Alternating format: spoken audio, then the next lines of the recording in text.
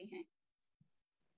तो साथियों, ये जो प्रोग्राम है आज हमने यहाँ पे रखा है, CITU हरियाणा, खेत मजदूर यूनियन और किसान सभा हरियाणा का ये साझा आज पब्लिक मीटिंग है फेसबुक पर।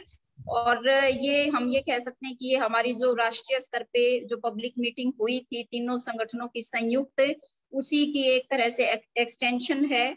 और ये हम इसलिए कर रहे हैं कि जो मौजूदा दौर में हमारे सामने तमाम तरह के हालात हैं, हम जिस तरह से महामारी से भी जूझ रहे हैं और महामारी से जूझ रहे हैं उसी समय पे हम अपने जनतांत्रिक अधिकारों पर, हम मजदूरों के अपने जो हमारे तमाम हक और अधिकार हमने लड़कर हासिल किए थे, उन तमाम हक और अधिकारों के ऊपर भी हमला झेल रहे हैं। और किसानों के जिस तरीके से ये कानून पास किए गए हैं, उनका खेत मजदूरों पर, किसानों पर जिस तरह के बुरे प्रभाव उसके आने वाले हैं, उन तमाम के खिलाफ जो है आज हम संघर्ष छेड़े हुए हैं। और ये तमाम शोषण और ये भी साथ में चल रहा है। और एक तरफ महामारी की जो है मार, ऐसे मुश्किल समय में हम ये चर्चा करने के लिए आप लोगों के साथ आए हैं कि हम इस समय पर अपने जो जारी हमारे संघर्ष हैं, उन संघर्षों को मजबूत कैसे करें, उन संघर्षों को कैसे हम तेज करें, इनको कैसे जन जन तक हम लेकर जाएं और कैसे इन तमाम संघर्षों को हम कामयाबी के अंदर कैसे बदलें, हमारे जो हालात हैं हम इन हालात से कैसे मुकाबला करें, ये तमाम चर्चा जो है आज हम करेंगे। यहाँ पर हमारे साथ जुड़े हुए हैं CITU के राज्य के महासचिव जय भगवान और किसान सभा के राज्य के अध्यक्ष कॉमरेड फूल सिंह शोकंद, किसान सभा के राज्य के महासचिव सुमित और खेत मजदूर यूनियन के राज्य के अध्यक्ष जगमाल जी और खेत मजदूर यूनियन के राज्य के महासचिव राम कुमार भैबलपुरिया जी हमारे साथ जुड़े हुए हैं। तो इन तमाम लोगों का यहाँ पे इस पैनल में स्वागत है। और हमारे तमाम दर्शकों का जो CITU हरियाणा के पेज पर इस कार्यक्रम में शामिल होने के लिए आए हैं, उन तमाम का भी मैं यहाँ पर स्वागत करती हूँ। तो साथियों, जैसा कि मैंने शुरुआत में भी बताया आपको कि हम कितने मुश्किल दौर से गुजर रहे हैं और मेहनतकश जनता जो है वो दो तरफा संघर्षों से, दो तरफा मुसीबत से घिरी हुई है। वो दो तरफा मुसीबत, एक तरफ महामारी की मुसीबत है और दूसरी तरफ जो है हमारे ऊपर हमारे जो संघर्षों से कमाए हुए हक और अधिकार थे उन पे भी डाका डाला जा रहा है और नया मिलने की तो कोई उम्मीद गुंजाइश कहीं पे बची ही नहीं है। तमाम पब्लिक सेक्टर को भी, और जिस तरीके से ताबड़तोड़ हमले जो है सब कुछ बेचने पे, निजीकरण का जैसा दौर चला हुआ है, तो इस दौर में काफी मुश्किल हालात से हम सब गुजर रहे हैं। और जब हम महामारी की बात करेंगे तो हम ये देख रहे हैं कि जो ये दूसरी लहर आई है महामारी की, ये महामारी की पहली लहर से भी ज्यादा खतरनाक रूप लेके हमारे बीच में आई है। और इसमें हम ये देख रहे हैं कि 2 दिन से ये संक्रमण की दर कुछ कम हुई है, नहीं तो 4 लाख से ज्यादा केसेस हर रोज हमारे सामने आ रहे थे। और सच में कहें तो ये कोई सच्चाई नहीं है कि रोज 4 लाख संक्रमण के जो केसेस थे कोविड के वो आ रहे हैं। असल में जो वास्तविकता में संक्रमण है वो इससे कहीं ज्यादा संक्रमण है। और ये जो मौतों का भी आंकड़ा है रोजाना 4000 से ज्यादा का, ये भी कोई वास्तविकता नहीं है। हम अपने आसपास में ही देख रहे हैं कि हमारे आसपास से कितने लोग हमसे बिछुड़ गए हैं।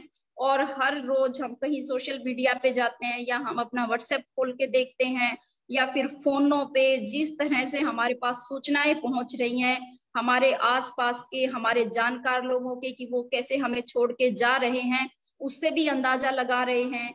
गांव के अंदर जिस तरह से एक एक गांव में 30-30, 40-40 मौतें हो रही हैं, और जो संदिग्ध मौतें हैं जिनको सरकार कोविड से मौत नहीं कह रही है क्योंकि वहां पे टेस्ट नहीं कर रही है सरकार, कोई इलाज की सुविधा नहीं दे रही है, तो उनको उन मौतों को वो कोविड से संक्रमण से मौतें भी नहीं गिन रही है।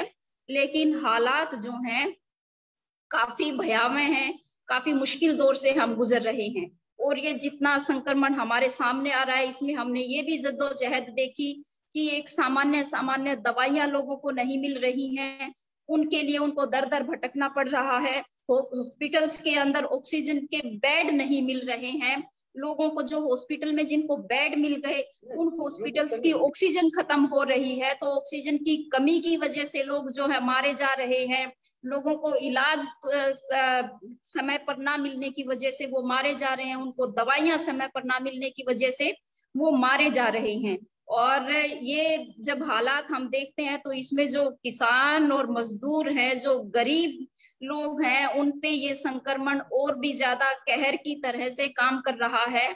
और हमने पिछले दिनों में ये भी देखा कि जिन गरीब लोगों के में से जब मौत होती है, तो जहां तक हमने ये देखा कि किस तरीके से कालाबाजारी दवाइयों की और तमाम चीजों की तो देखी ही हमने, यहाँ तक भी देखी कि शवों को जलाने के लिए जो लकड़ियां हैं उनकी भी कीमतें बढ़ा दी गई हैं। लोगों के पास क्षमताएं नहीं बची कि वो अपने परिजनों का दाह संस्कार भी सही तरीके से कर सके, उनके लिए लकड़ियां ले सके, उन तक की कमी पड़ गई। और ये उसी का नतीजा था कि हमने देखा कि कितने सैकड़ों शव जो हैं गंगा नदी में कैसे बह रहे थे। और साथ में हमने ये भी देखा कि गंगा किनारे कैसे उनको दफनाया गया था, उन शवों को कुत्तों ने निकाल लिया, चील कौवे उनको जिस तरीके से नोच के खा रहे थे। हम ये कह सकते हैं कि रोंगटे खड़े कर देने वाला, दिल दहला देने वाले जो दृश्य है वो हमारे सामने आए हैं। और मतलब काफी व्यथित करने वाले, काफी विचलित करने वाले, परेशान करने वाली जो ये आज के दिन हालात चल रहे हैं हमारे, इन हालातों में भी जो जिस तरीके से काम करना चाहिए था सरकार ने, जाहिर तरह से वो काम अभी भी नहीं कर रही है। और पहले की तो बात ही क्या कहें, क्योंकि हम पहले एक लहर कोविड संक्रमण की देख चुके थे और उससे हम ये भी समझ सके थे कि इस महामारी से इस समय पे कैसे लड़ा जाना चाहिए था, इससे कैसे निपटा जा सकता है, इसके बचाव के तरीके क्या हैं। वो तैयारियां यदि सरकार करती, नए हॉस्पिटल्स बनाती, ऑक्सीजन बेड का प्रबंध करती, वेंटिलेटर्स का प्रबंध करती, लोगों के लिए दवाइयों का प्रबंध करती, तो हालात जो है यहाँ तक नहीं पहुंचते, हालात इतने नाजुक नहीं होते। लेकिन सरकार ने ये बिल्कुल नहीं किया, उल्टा व्यवहार किया उन्होंने। अभी तो ये डिक्लेयर करने लग गए, खुद हमारे प्रधानमंत्री जी ने कहा कि हमने वायरस पे जीत हासिल कर ली है, अब वायरस को इंडिया ने हरा दिया है, अब वायरस चला गया है, इस तरह की।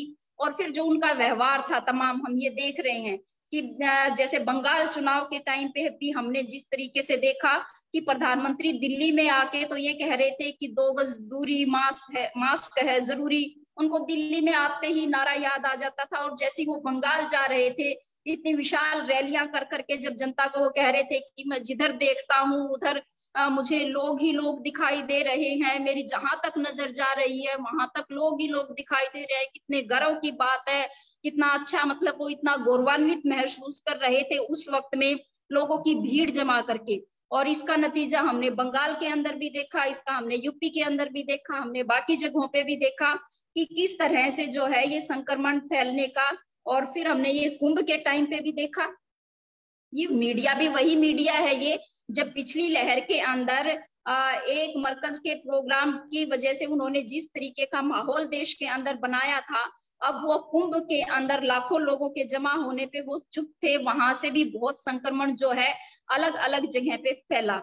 लेकिन सरकार जो है उसको भी स्वीकार करने में, अपना मतलब जो उसकी बद इंतजामी थी उसको मानने में उनका कोई वो नहीं है, अभी दम्भ पूर्ण तरीके से वो बात करते हैं और काम नहीं करते हैं, काम करने का दिखावा कर रही हैं। ये हमने परसों देखा मनोहर लाल खट्टर जी का, जो हमारे मुख्यमंत्री हैं, कि वो कैसे गुड़गांव में एक हॉस्पिटल का जिस तरह से वो उद्घाटन करके आ रहे थे, और उद्घाटन करने के बाद ये पता चलता है हॉस्पिटल में कि वो वास्तविकता में तो जो है वो हॉस्पिटल शुरू ही नहीं हुआ था। वहां पे लोग जब पहुंचे अपने मरीजों को लेके कि मुख्यमंत्री ने अस्पताल का उद्घाटन किया है, यहाँ तो हमें बेड मिल ही जाएगा, तो पता चलता वहां पे कि अभी उसका हॉस्पिटल का कोई उद्घाटन ही नहीं हुआ है।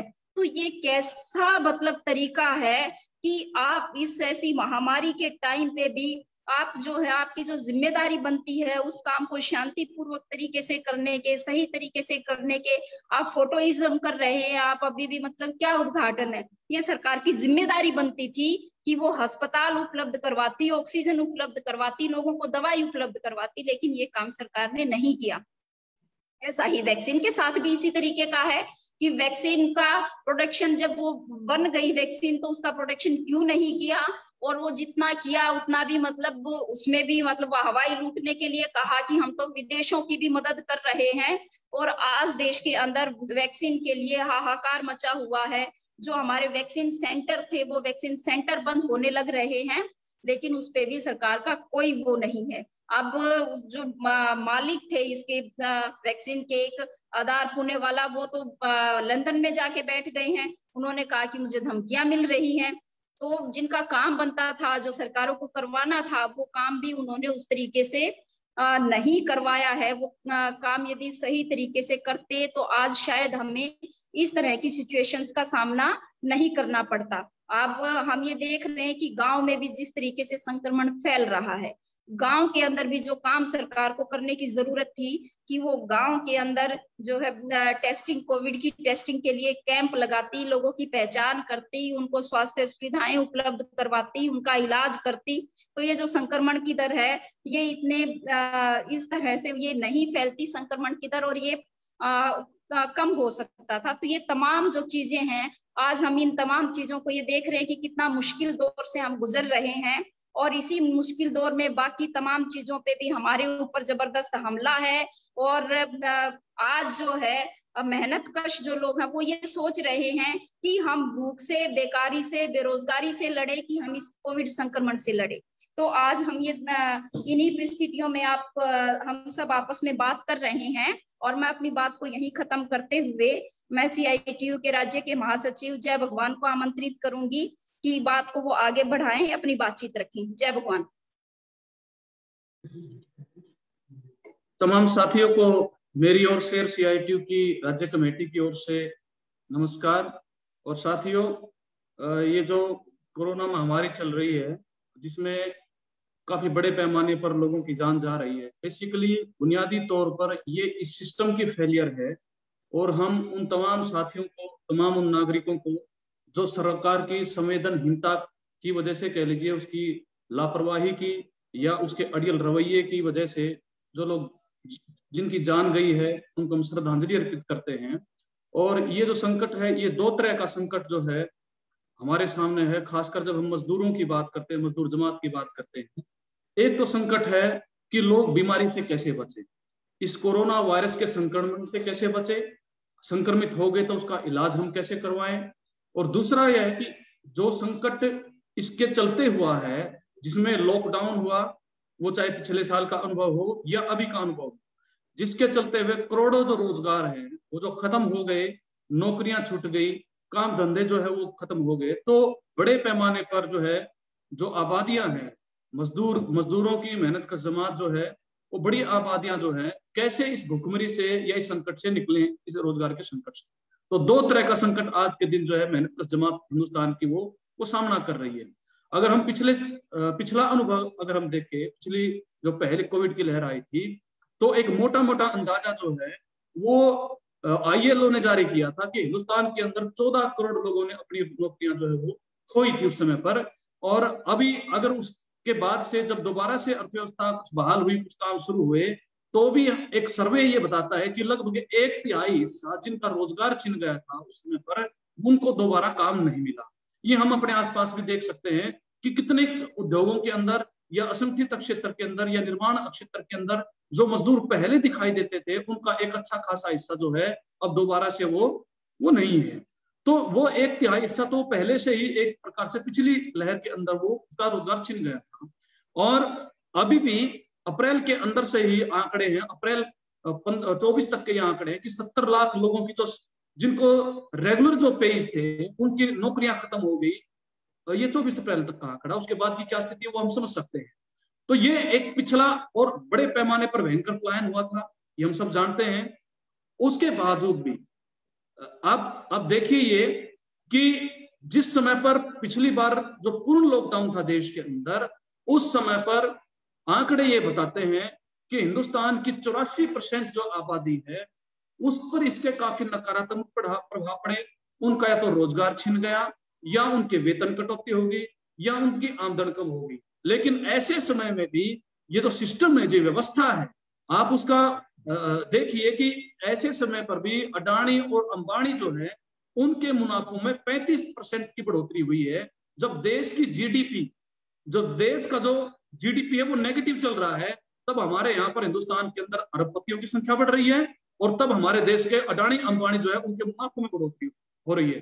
तो ये एक ऐसा नजारा जो हम अपने सामने वो देख रहे हैं। तो ऐसे समय में जो सुरेखा ने भी कहा कि ये जो एक सवा साल जो गुजरा है, इस समय पर अगर हम नोट करेंगे, जब उस समय बड़ी तालियां बजवाई गई फ्रंटलाइन वर्कर्स के लिए भी, जो उनके लिए हॉस्पिटल्स, डॉक्टर्स के लिए भी, नर्सिंग पैरामेडिकल स्टाफ के लिए भी। लेकिन आपने किया क्या? पिछले एक सवा साल में अगर हरियाणा का हम बताएं तो कोई भी, कुछ डॉक्टर्स की भर्ती को छोड़ के मेडिकल स्टाफ कह लीजिए या पैरामेडिकल स्टाफ कह लीजिए, किसी की भी एक की भर्ती नहीं की गई, कोई नया हॉस्पिटल नहीं खोला गया। और आप दूसरी कोविड की दूसरी लहर के अंदर आप आ गए। अब हालात क्या है लोगों की, वो हम सबके सामने है। पिछली बार तो एक, जहां तक रोजगार का संदर्भ हम देखेंगे तो पिछली बार तो फिर भी एक लेटर जो है केंद्र सरकार ने जब ये लॉकडाउन लागू किया तो डिजास्टर मैनेजमेंट एक्ट के तहत, तो उसमें सरकार का ये आया, हिदायत ये आई कि अगर कोई भी कंपनी जो है किसी भी वर्कर की छुट्टी नहीं करेगी, उसकी वेतन कटौती नहीं करेगी। लेकिन इस समय पर जो लॉकडाउन लग रहा है वो अलग अलग तरीके से लगाया जा रहा है। लेकिन अब इस बार कोई लेटर ना सरकार की ओर से ना किसी एजेंसी की ओर से ये दिया जा रहा है कि भाई कोई कंपनी के अंदर या कोई काम की अगर छुट्टी होती है तो उसके लिए वो जिम्मेदार होगा, ऐसी कोई चिट्ठी नहीं है। और जैसे पिछली बार भी बड़े पैमाने पर मजदूरों की छटनी हुई, वेतन कटौती हुई, नौकरी से निकाला गया, तालाबंदी हुई, अभी भी इस समय पर भी ऐसी एक हालात जो है वो हमारे सामने बनी हुई है। और जैसे जैसे, क्योंकि ये पूर्ण लॉकडाउन नहीं था, तो बड़े पैमाने पर खासकर प्रवासी मजदूर, उनका अच्छा खासा हिस्सा, जिसमें निर्माण के मजदूर भी हैं, जिसमें जो है दैनिक दिहाड़ी करने वाले लोग भी है, और असंगठित क्षेत्र का बड़ा हिस्सा जो है वो पलायन करने पर मजबूर हुआ। उनकी क्या स्थिति होगी ये हम समझ सकते हैं। तो रोजगार का एक बड़ा संकट जो है अपने आप में जो है मजदूरों के सामने वो खड़ा हुआ है। और जब रोजगार चला गया है तो ऐसी स्थिति में जो मैं बात करता कि एक तो बीमारी से बचने का संकट है, दूसरा संकट ये है कि भूख से कैसे बचा जाए, कैसे रोजगार बहाली हो। तो ऐसी स्थिति में जो हम पहली बार भी मांग कर रहे थे पिछले समय पर भी, कि जो हमारे गोदामों में करोड़ों टन जो अनाज जो पड़ा है वो इस मौके पर जो है मजदूरों के लिए, जरूरतमंदों के लिए उसको उपलब्ध करवाया जाए। अब बड़े शर्म की बात है, बड़ी हैरानी की बात है कि हमारे माननीय प्रधानमंत्री जी ने एक बार इस पूरे कोविड के टाइम पर एक बार अपनी मन की बात रखी है। उसमें जो है सरकार ने फैसला किया कि 5 किलो अनाज प्रति व्यक्ति हिसाब से 2 महीने के लिए दिया जाएगा। लेकिन किनको मिल रहा है? वो उन लोगों को मिल रहा है जिनके पहले से राशन कार्ड हैं, और वो राशन कार्ड भी जो बीपीएल की श्रेणी में आते हैं वो सभी को नहीं मिल रहा है। तो ऐसे समय पर भी, अब ये पिछली बार का हमारा खुद का फील्ड का अभी भी हमारा अनुभव ये है, बड़े पैमाने पर जो प्रवासी मजदूरों का हिस्सा है, जो हमारे हरियाणा की भी, जो देश की जो जीडीपी के अंदर बड़ा योगदान करता है, उसको अपने जगह से दूसरी जगह पर जाकर जो जहां काम करता है उसके पास वहां राशन कार्ड नहीं होता। तो जिसके पास राशन कार्ड नहीं है उसको किसी प्रकार की कोई राशन की कोई सुविधा नहीं है। और ऐसे में ये बड़े पैमाने पर इस लॉकडाउन के अंदर भी अगर देखेंगे तो कौन प्रभावित हो रहा है सबसे ज्यादा? सबसे ज्यादा जो घरों में काम करने वाली जो महिलाएं हैं, हमने देखा अप्रैल महीने से उनको काम पर बुलाना बंद कर दिया। लाखों की संख्या में है डोमेस्टिक वर्कर्स हैं, जो ऑटो रिक्शा चलाते हैं, जो रिक्शा चलाते हैं, जो निर्माण क्षेत्र के अंदर काम करते हैं। निर्माण की बहुत छुटमुट काम हो रहे हैं, निर्माण मजदूरों के काम बंद हो गए हैं। इसी प्रकार से दिहाड़ी मजदूरी करने वाले, उनके दुकानदार, जो छोटे दुकानदार, उनके बहुत बड़े पैमाने पर उनकी जो है रोजी रोटी प्रभावित हुई है। उस पर काम करने वाले जो मजदूर थे उनकी बड़े पैमाने पर जो है उनकी स्थिति उनकी खराब हुई है। तो ऐसे हालात में बाकायदा सरकार को ये चाहिए कि वो तमाम तरह की बाधाएं खत्म करते हुए जो राशन है जिसकी मांग करने की 10 किलो प्रति व्यक्ति के हिसाब से, वो तमाम जरूरतमंद को उपलब्ध करवाया जाना चाहिए। और एक ऐसी सरकार जो है इस देश में, एक ऐसी सरकार जो अभी हम बधाई भी देना चाहते हैं केरला की मजदूर जमात को कि उन्होंने वो जो वहां की सरकार, जो लेफ्ट फ्रंट की सरकार है, जिसने बहुत ही अच्छे से पिछले बार भी कोरोना उस संक्रमण का भी, बीमारी का भी मुकाबला किया और अपने तमाम मजदूरों को, तमाम जरूरतमंदों को फ्री राशन जो है, जिसको भी जरूरत है, कोई राशन कार्ड की कोई बात नहीं, और तमाम आइटम उसने उपलब्ध करवाए। अभी भी कोविड की दूसरी लहर के टाइम पर भी वहां की सरकार अपने तमाम नागरिकों को, चाहे प्रवासी है चाहे वो वहां का स्थायी निवासी है, सबके लिए फ्री राशन जो है वो उपलब्ध करवा रही है। तो क्या केंद्र सरकार ऐसा नहीं कर सकती? क्या स्टेट्स में ऐसा नहीं हो सकता? आपको जीडीपी चाहिए, प्रधानमंत्री जी मन की बात में करते हैं, देश की बात करते हैं, लेकिन देश के मजदूर, देश के जो उत्पादन करता जो है वो, उनके लिए आपके पास कुछ नहीं है। तीसरी बात जो मैं कहना चाहता हूँ वो एक बात यह कि बीमारी से लड़ने की जितनी भी इस समय पर जरूरत है आर्थिक मदद करने की, वो हम पहले भी कहते रहे हैं कि केवल जो है राशन से काम नहीं चलने वाला, बल्कि लोगों को कुछ आर्थिक मदद मुहैया करवाई जाए जब तमाम तरह के रोजगार की जो है वो हानि हुई है। ऐसी हालत में हम मांग कर रहे हैं, ये सरकार छोड़िए ये काम करने की तो, लेकिन जितने भी बोर्ड बने हुए, जो मजदूरों के वेलफेयर बोर्ड है, जिनमें मजदूरों का पैसा, वो सरकार का पैसा नहीं है, चाहे वो निर्माण मजदूरों का बोर्ड है, चाहे वो बीड़ी मजदूरों का बोर्ड है, जो अलग अलग स्कीम्स के सामाजिक कल्याण बोर्ड है, उसमें बहुत सारे जो है पैसा है, लेकिन उसके तहत जो सुविधाओं पर सरकार ने अघोषित पाबंदी लगा रखी है। और इस समय पर भी हरियाणा की सरकार को अगर हम कहेंगे तो उसने अभी तक कोई इस प्रकार की राहत की घोषणा नहीं की है कि जो मजदूर जिनका बोर्ड के तहत रजिस्ट्रेशन है या नहीं है, उनके लिए किसी प्रकार की मदद मुहैया कराएं। इसी प्रकार के संगठित क्षेत्र के मजदूरों के लिए भी बोर्ड है, उसके लिए भी कुछ नहीं किया जा रहा है। तो ये तमाम तरह के बोर्ड से भी जो राहत प्रदान की जा सकती है वो भी सरकार वो नहीं कर रही है। तो ये एक सिस्टम का जो गाढ़ापन हमारे सामने वो नजर आ रहा है। तीसरा जो पक्ष है जो हम ये कहना चाहते हैं कि सरकार इस लड़ाई, ये इस संक्रमण की रोकथाम के लिए जिनको फ्रंट लाइन वर्कर्स का आप नाम दे रहे हैं, मतलब हालात जो सुरेखा ने भी पहले रखा है और मैंने भी रखा है कि हेल्थ फैसिलिटीज जो है, स्वास्थ्य सुविधाएं जिनके ऊपर सरकार को काम करना चाहिए था वो तो किया नहीं। और अब कोरोना की जो संक्रमण है ये बढ़ रहा है और शहरों से गांव की तरफ हो गया है और गांव में बहुत बड़े पैमाने पर जो है संक्रमण हो रहा है। तो ऐसे समय पर एक टीम बनाकर जो है इस बीमारी की रोकथाम के प्रयास किए जाते हैं। और उस टीम में कौन है? उस टीम में है आशा वर्कर। आशा वर्कर जो है जिनके ऊपर, जिनको ये कहा जा रहा है कि आप टीम के कोऑर्डिनेटर होंगे गांव के स्तर पर, उनको नोडल ऑफिसर बात नोडल ऑफिसर की कही जा रही है। लेकिन पिछले एक साल से अगर देखेंगे तो आशा वर्कर अपने वेतन कटौती को लेके, जो पहले मिलता था उसकी कटौती को लेके उन्होंने आंदोलन किया, सरकार बात करने के लिए तैयार नहीं है। इस समय पर भी आपने नोडल ऑफिसर बना दिया, लेकिन हैरानी की बात है और सरकार के लिए शर्म की बात है कि अभी तक ना सैनिटाइजर है, ना मास्क है, ना ग्लव्स है, और पीपीटी किट की तो बात आप अलग से छोड़िए। और डायरेक्शन ये दी जा रही है कि आप जो है जो भी कोविड के जो मरीज हैं, आप उनका जो है उनके लिए आपका टेस्ट करने का भी जो है वो कहा कि आशा वर्कर्स को ट्रेनिंग दे रहे हैं कि आप उसके सैंपल भी इकट्ठे करोगे और उनके अभी जो काम किया जा रहा है, उनको दवाई देने का काम, उनके टेम्परेचर मापने का काम, ये सारा काम आशा वर्कर्स द्वारा करवाया जा रहा है। आंगनबाड़ी को टीम में शामिल किया गया है, वहां भी किसी प्रकार के सुरक्षा उपकरण नहीं है। हमारे ग्रामीण सफाई कर्मचारी जो हैं, जो सबसे ज्यादा जो है इस तरह की उसमें बीमारी से ग्रसित होने की जिनकी संभावना रहती है, सरकार ने क्या किया? वो अभी तक भी, बल्कि पिछली बार कुछ स्वयंसेवी संस्थाओं ने कुछ सैनिटाइजर, कुछ ग्लव्स, कुछ इस तरीके की प्रोवाइड करवाया था, लेकिन अभी तक हरियाणा की सरकार ने ग्रामीण सफाई कर्मचारियों के लिए जो सुरक्षा उपकरण है वो तक उपलब्ध नहीं करवाए हैं।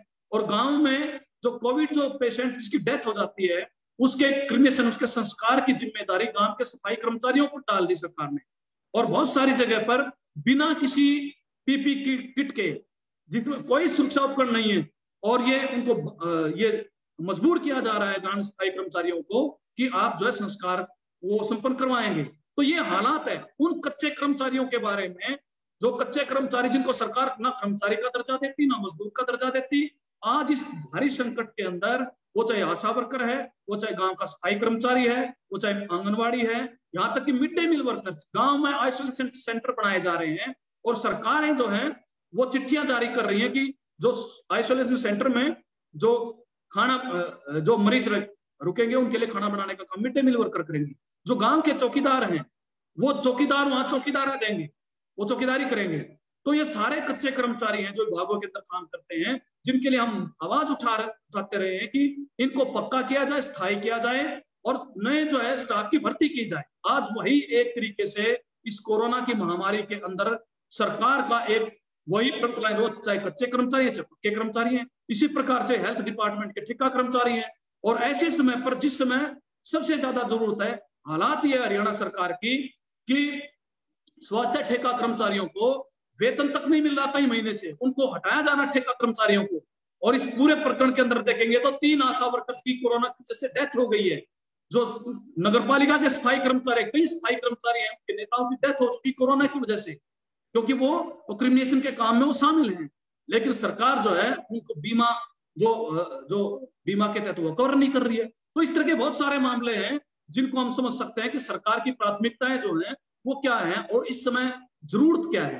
तो ये एक प्रकार से हम देखेंगे तो सरकार जो कहती है, जो सबकी बात करती है, जो विकास की बात करती है, विकास का अंदाजा तो आज जिस कोरोना महामारी ने दिखा दिया कि हमारे यहाँ बड़े से बड़े जो हॉस्पिटल्स हैं वहां पर भी लोग मर रहे हैं, बिना ऑक्सीजन के मर रहे हैं, बिना इलाज के मर रहे हैं।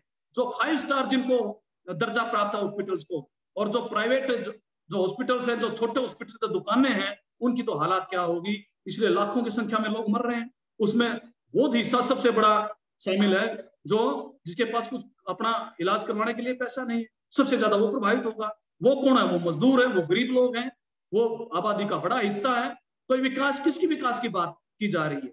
इसलिए हम ये कह रहे हैं कि इस समय पर और इस मौके को, ये पूरा जो कोरोना का अगर हम पीरियड हम देखेंगे तो सरकार ने इसको अवसर के रूप में लिया, जो हम पहले भी बातचीत करते रहे हैं कि अवसर क्या है कि तमाम जो कानून है आप उनको खत्म कर दो जो मजदूरों को अधिकार प्रदान करते हैं।